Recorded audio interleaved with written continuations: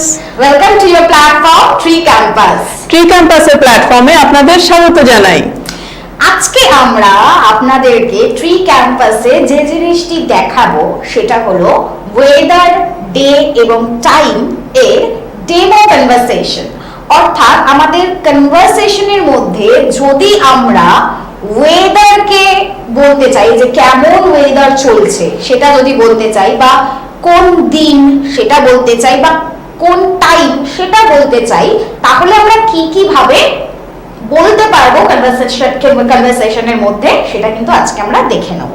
এর আগে আমরা ওয়েদার, টাইম এবং ডে এর সম্পূর্ণ ডিটেলসটা পড়েছি, এবং এই ভিডিওটি দেখার পূর্বে কিন্তু ওই ভিডিওগুলো অতি অবশ্যই আমাদের একবার দেখে নিতে হবে, যাতে আমাদের কোনো রকম কোনো ডাউটস না থাকে ফাউন্ডেশন নিয়ে, বেসিক্স নিয়ে।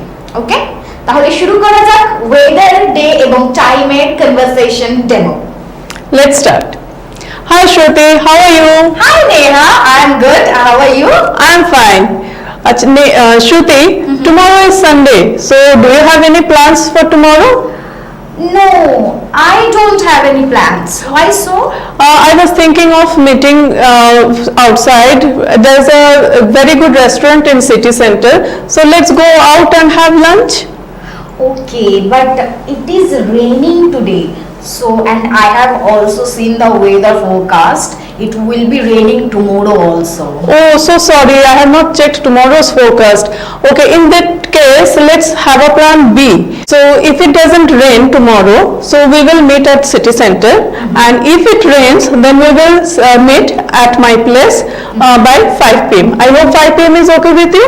Yes, it's completely fine. Okay, then let's meet tomorrow. Yes, I will call you in the morning.